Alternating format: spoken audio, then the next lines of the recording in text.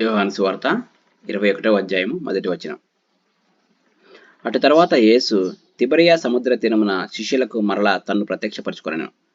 ఆయన తన్ను ప్రత్యక్షపరచుకున్న విధమేదనగా 2వ వచనం.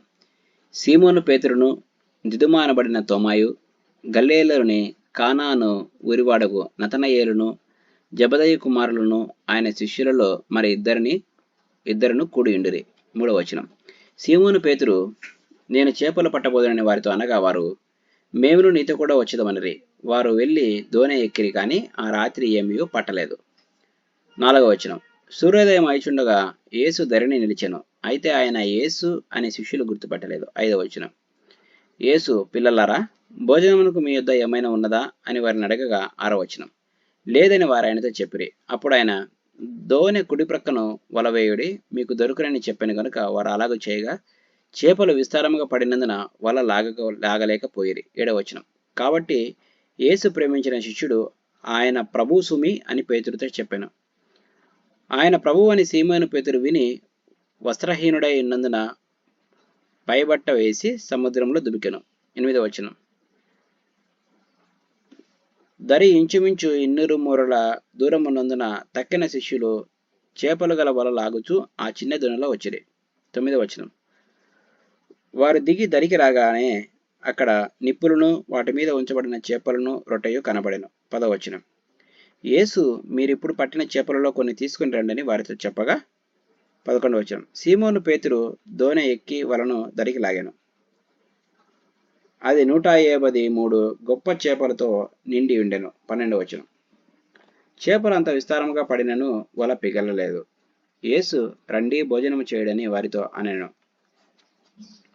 ఆయన ప్రభువు అని వారికి తెలిసినందున నీవెవడవని శిష్యులలో ఎవడనూ ఆయనను అడగ తెగింపలేదు. 13వ వచనం. యేసు వచ్చి ఆ రొట్టెను తీసుకొని వారికి పంచిపెట్టెను.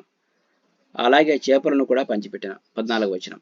యేసు మృతులలో నుండి లేచిన తర్వాత శిష్యులకు ప్రత్యక్షమైనది ఇది 3వసారి. 15వ వచనం.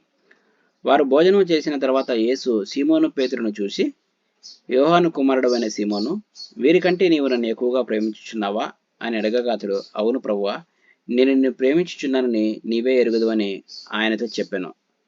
యేసు, నా గొర్రెలను మేపుమని అతనితో చెప్పాను. 16వ వచనం. మరలా ఆయన, యోహాను కుమారుడైన సీమోను, నన్ను ప్రేమించుచున్నావా అని 2వసారి అతను అడగగా అతడు, అవును ప్రభువా, నేను నిన్ను ప్రేమించుచున్నానని నీవే ఎరుగుదువని ఆయనతో చెప్పాను. ఆయన, నా గొర్రెలను కాయమని చెప్పాను. 17వ వచనం. 3వసారి ఆయన, యోహాను కుమారుడైన సీమోను, నన్ను ప్రేమించుచున్నావా అని అతను అడిగాను.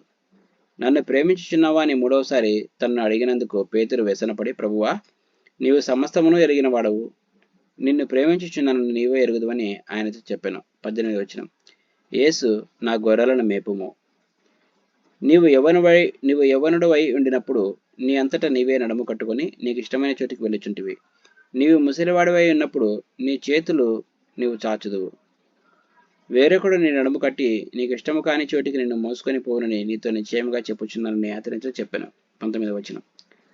అతడు ఎట్టి మరణం వలన దేవుని మహిమపరచునో దాన్ని సూచించి ఆయన ఈ మాటలు చెప్పాను. ఇట్లా చెప్పి నన్ను వెంబడించమని అతనితో అనను. 20వ వచనం. పేతురు వెనుకకు తిరిగి యేసు ప్రేమించిన వాడును భోజన పంక్తిని ఆయన రొమ్మన ఆనుకొని, ప్రభువా, నేను అప్పగించి వాడెవడని అడిగిన వాడునైన శిష్యుడు తమ వెంట వచ్చుట చూచెను. 21వ వచనం. పేతురు అతని చూచి, ప్రభువా, ఇతని సంగతి ఏమగునని యేసుని అడిగాను. 22వ వచనం. యేసు, నేను వచ్చు వరకు అతడు నుండి నాకు ఇష్టమైతే అది నీకేమి. 23వ వచనం. నీవు నన్ను వెంబడించమన్నాడు.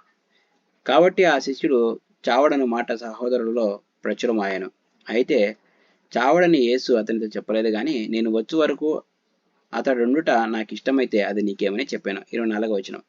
ఈ సంగతులను గురించి సాక్ష్యం ఇచ్చుచు ఇవి వ్రాసిన శిష్యుడు ఇతడే. ఇతని సాక్ష్యం సత్యమని ఎరుగుదాము. 25వ వచనం. యేసు చేసిన కార్యములు ఇంకనూ అనేకములు కలవు. వాటిలో ప్రతిదానిని వివరించి వ్రాసిన ఎడల అట్లు వ్రాయబడిన గ్రంథములకు భూలోకమైనను చాలదని నాకు తోచుచున్నది. Praise the lord.